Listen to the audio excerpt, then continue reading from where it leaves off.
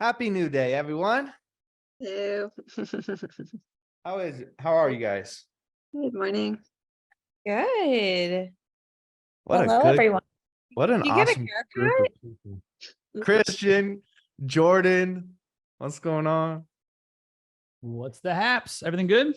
Everything is so good. In fact, everything is more than good. It's great. I'm so stoked for where we're at as a company, personally. One reason in particular is because we just made a really, really crucial hire for us. And we brought on my guy, Jordan Park, right here. Yeah. So Jordan's coming on as our director of sales and helping us with a lot of our clients, kind of right hand to Chad, who kind of connects people and systems. It's kind of what Jordan does. He's been doing it for a long time with Dean and Tony over at mastermind.com, kind of help them build that. And so I'm stoked about that. That's a win for me. Congrats, brother. Awesome. Yeah. You know about you guys? Any wins? Anything exciting? Hopefully that's a win for you also, Jordan. Yeah, what's up? Can you guys hear me? Sorry, I went on my little arm to come, so I'm like holding this mic like a blow dryer or something. But yeah, I literally thought it was a blow drop. Like, what's this guy holding? I was thinking you were finishing your morning routine. I'm like, some respect. curling. Like, That's how I get these curls. yeah, dude, I was feeling it. No, first off, I just want to thank Sean. I'm super excited to come on board and get to connect more with everyone on this call and the other calls we have. I see such huge opportunity for everyone, and have a true passion for sales and systems. And like you said, connecting the two parts of that. I originally was a closer and I moved into leadership, operations, so on and so forth. So just really bringing all of that together to make reduce as much friction as possible in the sales process and make people's lives easier. So excited. Yeah. So if you guys have any questions while you're on here, he's obviously a wealth of knowledge, as all of you are in your own right. But he'll also be joining us inside of the Leader Circle group. So you guys can have access to him for those of you that are in that. Cool. Who else? Anybody wins? Christian, you got some wins? Amanda, you got some wins? Yeah? Where are we winning? What's going well? Wins are just de-stressing, doing a little self-care, man. I love that. Yeah. I just got into the office at 11 o'clock. And for those that know me, that's freaking super rare. I know. I see two people with their mouth wide open. Yeah. So like a little bit of me time. And that's a major, major win for me. So yeah. That's Dude, awesome. can I just say how happy I am for you? That is amazing. Right? Yeah. Yeah. That's super awesome. Yeah. Both Amanda and Steph know exactly what a feat that is for me to not come into the office till 11 a.m. But got to do it sometime. And how do you feel, Christian? Feel amazeballs, actually. Slept in, scrolled on TikTok, learned about the pyramids. I mean, I'm a happy camper today. Sometimes you just gotta like take your brain out of the hustle and bustle, and it makes you that much better for when you do get back to the hustle and bustle. Totally. So I'm super, super glad, super happy. Sick. What about you, Amanda? I had a realization today. I was like thinking about pyramids. It's like, it's all built. Like there's nothing left to build. Like it's all built. There's no new ideas either. Yeah. I mean, just like in my company, I think for a long time, I'm like, oh, that's missing and that's missing and that's missing. And I'm like, really not. Like there's really nothing missing. Yeah. It needs to be optimized for sure, but there's nothing missing. Yeah. Nothing static. Right. So it can be there and still, be fluid, and still need attention, still need effort. Yeah. I think for a long time, I felt like my business was Swiss cheese. And I'm like, no. Yeah. Not Swiss cheese. We literally got it all. That's awesome. Such a good feeling. Yeah. Such a good feeling. Anybody else? Any other wins? It's going well for you, Susan. Just like checking in with the people and Amanda and having realizations kind of slapped in your face. It was pretty awesome. Nice. Love it. Team in a good way, the lovingly way. Nice. Love it. Steph, what about you? Any wins? Anything going well? I have many wins. Christian knows this as well on my end, but I've been focusing on my health a lot. And so I've been able to hit 10 miles a day for the last 40 days, every single day. Wow. That's awesome. Huge. Amazing. I've been going hard at the gym as well for the last 40 days. Yesterday, I did 160 kilos on leg press, and I'm just really excited about that. That's It's helped me impressive. because I used to always just get lost at work, right? Just working all day long. Before I knew Yeah. it, day had gone by. I hadn't really moved. And so it's important because I feel like that also obviously contributes to my mental health and the way that I perform at work. 100%. Good for you. That's yeah. If you can master your body, you can master anything. Good That's for right. you. Grayson, what about you, man? You got any wins? Anything exciting? Always, but I think the biggest win is going through some of the struggles to make us better. You know what I mean? Like I had some shit going on yesterday and I walked outside like you told me a couple weeks ago, and I was like, fuck it. Like, who cares? Yeah. Like it's all just it's a drop of water in the ocean. Like I have so much good shit going on right now, and I've got so many good people around me and so many good relationships. Like, fuck it. Like, Dude, that's literally how I woke up this morning. I was like, you know what? Like, let's just kick ass and don't let it bother me, and just like brush it off my shoulder and focus on all the good things that are happening today and tomorrow, and the bullshit will work its way out, Dude, I obviously That's how I feel today. obviously I have a huge smile on my face. Right? I love that, man. It's so freeing, right? There's so much It less is, yeah. pressure on yourself. There's so much Yeah. less guilt. There's so much less shame. There's so much less victim mentality. There's so much Yeah. less entitlement. You feel so much more powerful just by Yeah. letting go. Oh, it's so good, And dude. even watching the people around you too that are just like melting, you're like, come on, guys. Like, just relax. It's all good. So Mhm. I love it. So thank you guys for that. Everybody on this call has helped me get to that point to be able to just Awesome. That's Yeah. awesome. I use this example of like a lighthouse versus a coast guard, right? And oftentimes people who are newly introduced to information or learn something new or have an epiphany or a breakthrough, they think it's the most amazing thing in the world. And they want to go be a coast guard and go out into all the tumultuous waters where everybody's struggling and be like, hey, let me help you. Like, shores this way, safe harbors this way. Come on. And everybody's questioning them and fighting them and like, oh, but I got this anchor. I got this. I got this. I got this. You're like, no, just come this way. But really what you're doing is you're keeping yourself from the peace yourself, right? And now nobody's winning. They're not in safe harbors. You're not living your truth, right? And so you get to this point, at least I did, where you kind of throw your hands up and you kind of go through this like whole process of being like angry and then kind of apathetic and then kind of empathetic. And then it's like you're in your power and you're standing there as a lighthouse. And it's like, hey, I'm here living my truth, living my power. You can come to it if you feel drawn, if you feel so called, but I'm not going to sacrifice my peace or my truth for your peace, and if you just stay that lighthouse, it's like, again, bring it all back to sales, being that hottest girl in the bar example that I always use. You're standing in your power, and people are drawn to that. People are attracted to that, right? You're not chasing anything. You don't need them, which isn't a bad thing because it allows you to ultimately serve them way more, right? Because that's ultimately what everybody wants, to be in that power themselves. Yeah, I understood what you were saying it was like probably 3 weeks ago when we talked about this, right? And I was kind of laughing because you're like outside banging your chest and whatever bullshit, and then today I actually felt it and it was so different. It's like, okay, now I get it. I know what he's talking about now. You know what I mean? I love it, man. Yeah, that's the process of internalization, right? Now maintain a high level of awareness around that, continue to practice that. The next thing you know, you've internalized it. You won't even know that you've internalized it until you get like tempted to be pulled out of it, which might not even happen for a really, really, really long time.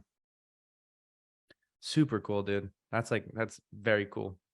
That's fundamental to life. It's fundamental to success in anything. It's fundamental to having more power, personal power. It's fundamental to having more personal peace and personal freedom in everything. Life, relationships, business, on the phones, on your sales calls, everything.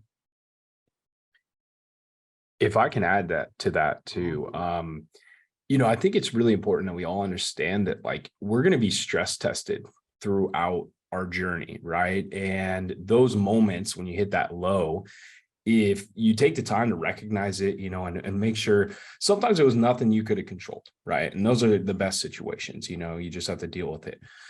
Other times it is something that we could have controlled. It was a mistake we made, or, something that we put on ourselves. And there's been times where, gosh, I had so many people under me. I was like running around with my hair on fire, and now I look back and I'm like, oh my gosh, like those days are so far behind me, like those stress levels just don't even exist anymore. And a lot of that was like having a to-do list that at the end of the day, I couldn't finish. It was just Right. the never ending to-do list. Right. And I got comfortable with doing everything I could to accomplish what was on that list, and then going to bed knowing, hey, I did everything I could. I'm going to wake up tomorrow and knock some more off. But the importance of understanding like that stress test, right? And that like every opportunity that you have to grow in those situations will just continue to add, and, you'll get better and better at it over time. So 100%, man. 100%. Yeah. Oh, Go sorry. ahead. Yeah, go ahead. I decided to do a course for my community because I've been coaching coaches for like 6-7 years now. And like one of the number one things that people tell me when they want to create the career that I have is I'm not techie. I can't do it because I'm not techie. And I was like, if I hear I'm not techie one more time, and I was like, you know what? I'm going to make a course on technophobia. That's so funny. I was just like, I'm just going to channel it into my art. So I did this course, and as I was doing it, I decided to actually talk about like, well, what is technophobia? And so then what's a phobia? It's fear. And what's fear? It's anxiety. And as we were going through it, I realized one of the biggest growths that I've had in my personal journey around anxiety is embracing that it is, like, just that it happens. Because the definition of anxiety that I use is it's my normal physiological and psychological reaction to uncertainty. And if there's one thing that we all deal with, especially in sales, but sales, business, whatever, life, it's uncertainty. We don't know the future. And boy, oh boy, we wish we could. Like, that's just what it is to be human. And so when I was going through this course, I was like, there's two types of anxiety. There's anxiety, and then there's problematic anxiety, right? Because your normal physiological response to uncertainty is going to be, I'm worried about this. I have fear about this.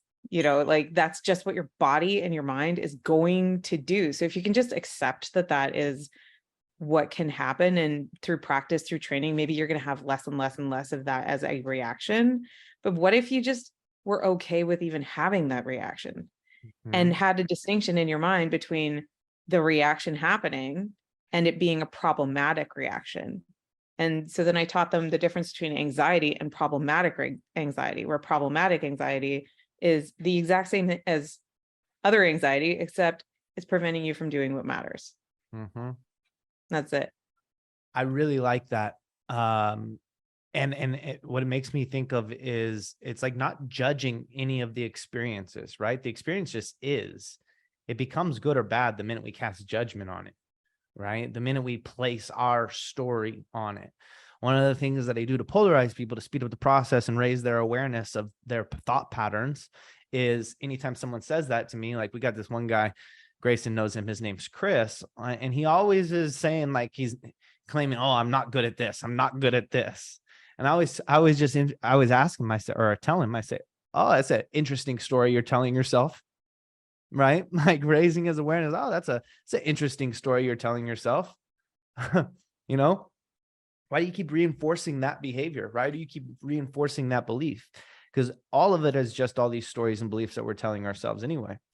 When you were talking about uncertainty, it it made me think like with even with fear, right? And the uncertainty and the anxiety, the uncertainty of not knowing puts us in this place of like almost of a victim mentality and entitlement, and right back into those negative feelings and emotions, because we feel like we deserve to know, right? We feel like we deserve something that we're not getting in moments of uncertainty, right? But if you view what you deserve to get as not the knowingness or the understanding prior to the fact, but what you deserve to get is just what's happening, right? Because we deserve everything that's happening to us, otherwise it wouldn't be happening to us, right? And if we want different things, then we have to be different, right? And so like it just, I feel like I reiterate myself a lot and say the same kind of message because it's simplified. It all comes back to it, right? Being the observer of everything that's happening, standing on the edge, not attaching, right? That's where the power lies. And it's just so confusing because it goes against everything that feels natural to our bodies in this world, so to speak, right? And that's the dichotomy. It's not mind over matter, it's mind and matter. You can't, it's both. Cool. Well, what's hot? What's the focus this week? Doing my first close tomorrow. I'm the new on Amanda's team. Let's New guy. go. So the restraints came off Friday, was it? Or Thursday? I can't remember. I feel like So- for some reason I feel like you've been with her a while. No? It does. It's one of those paradox. I feel like I just started and then I feel like I've known this team for like ever. It's not a bad thing. Team. Yeah, not a bad thing at all. But yeah, so I set my first consult for tomorrow. Stoked. Awesome. That's awesome. Christian, what's up? It did come to me. Okay, so last week was a wonky kind of holiday week, right? So how do you deal with like, because what holiday weeks do, in my opinion, is they kind of suck off your momentum that you had built maybe from the previous week or month or what have you. What's the best way to kind of get your team, sales team specifically, like back into momentum after a holiday week? Because Yeah. I've noticed it's a bit of a disruptor. Totally. This is a great question. So first of all, just like in sales conversation, you want to prevent what you can expect, right? So we know the holiday schedule. Chad is actually working on developing a market fluctuation calendar because based off of historical trends that we've seen across all the offers, like around different times of year, so that you can be proactive in planning like, okay, if we know that the 4th of July is coming up and there's this big lull and it just happens to be on a Tuesday, we know that we're going to miss X amount of production. We also know that X amount of production doesn't necessarily equate to X amount of results. It compounds. And so it's probably going to be a lot more. So how do we redistribute and reallocate availability, lead flow, activity levels, priority levels? How do we redistribute and allocate that prior to the event coming so that we can offset it? Maybe 2 weeks leading up to 4th of July, we know we're going to have a low week. So we got to pack that pipeline, right? Hey, everybody's going to take 10 more, 15 more calls this week. Hey, hit your pipeline, start booking self calls. Hey, we're going to do a honeypot. Hey, we're going to do a promo cycle around this time so that we can offset what's going to come, right? If you're looking, hey, our promo cycles packs the pipeline for the next 3 weeks for us, maybe 3 weeks prior to that holiday event, we're running a promo cycle so that that pipeline is full and the sales team still has a lot of activity to be able to do in those times that are off. So that's number one, prevent what you can expect and try to prepare and plan for it. The second thing in terms of how do you get people back on the horse, it'll naturally happen to some degree because obviously these are sales reps, right? They understand that they just had a slow week. They're coming back hungry, right? If you've got the right people in place, there's going to be that natural tenacity to do that.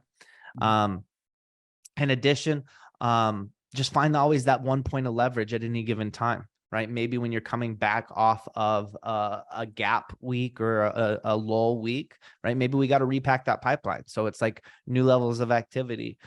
So, those are the things that I would say. I feel like I'm missing something obvious, but Jordan, you got any ideas or thoughts? Not really. I think you covered it. It is always going to be tough. I think something you alluded to, Sean, is a big part of it's who's on your team, and the expectation that you set before you leave and when you come back, and I do think that part is really important. So Yeah, I think that's right. I think it's basically just, raising everybody's awareness, right? Where the attention is, that's where the energy goes. And so if you just are talking about it, hey, here's where the numbers last week, right? Here's where we're at right now. We've got some making up to do. Let's get after it, right? Help them identify the one thing where the biggest point of leverage is. Whether it's a particular smart view, we're going to do a promo cycle to catch up. Hey, let's do some extra outbound. Hey, we're going to take this meeting and everybody's just going to power dial. All right. So I think a big part of it is raising their awareness to it. Awesome. Great Thanks, man. question. Appreciate it. Yeah. Anything else? It's coming up. Well, how about this? Since this will probably take a few minutes. Steph, what is the one thing that you can do this week that's going to make everything else easier for you? What is the one thing I can do this week that's going to make everything else easier for me?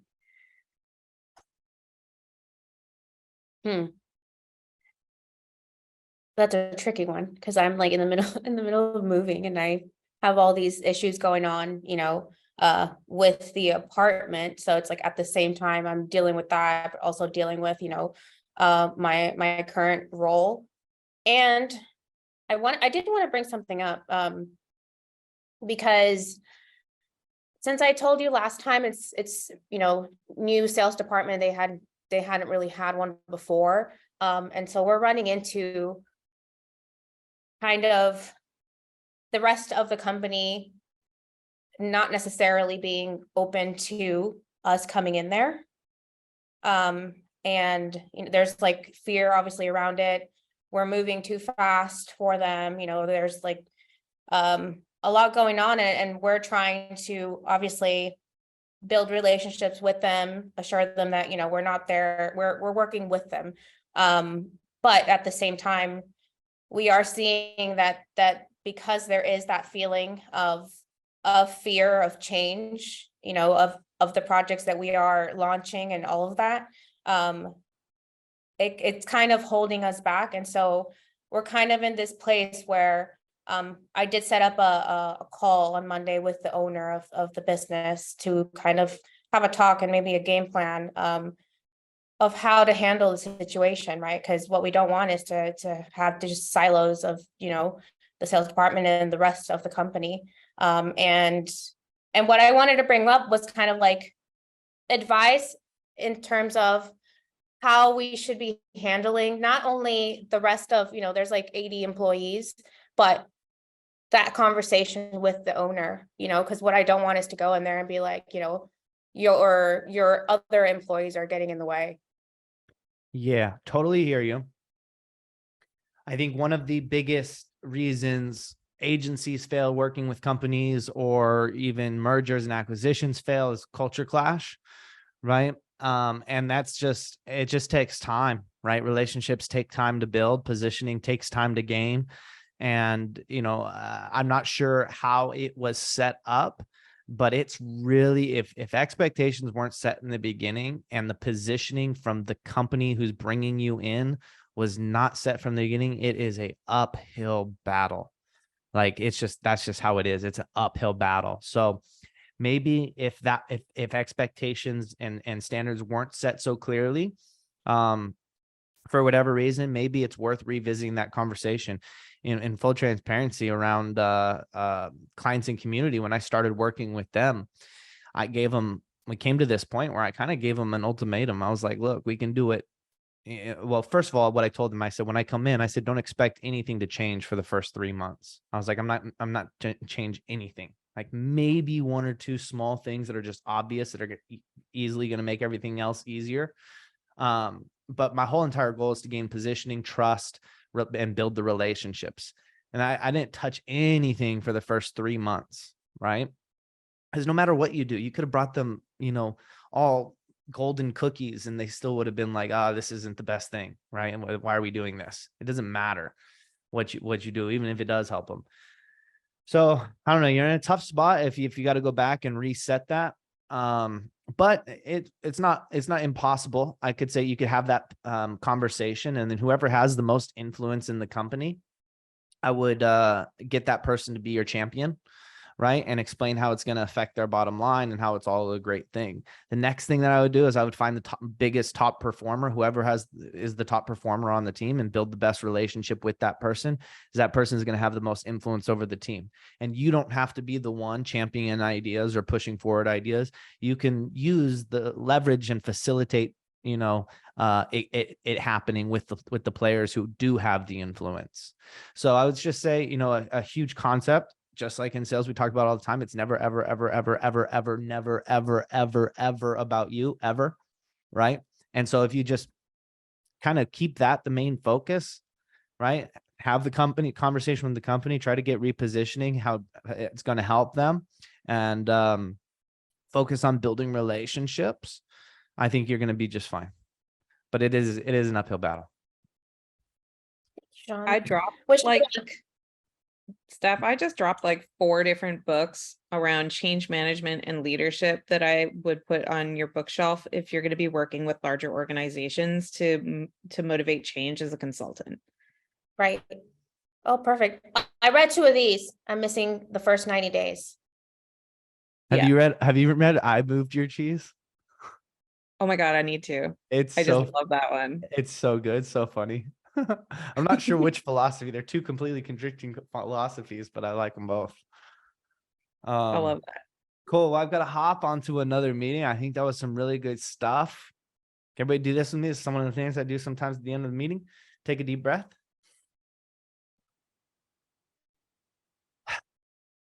And then take another one and really think about what you're grateful for.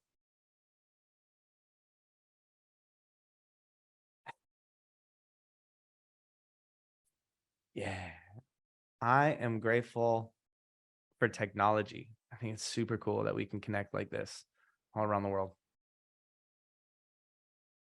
I'll see you guys. Bye, everyone. Thanks for hanging out. Peace.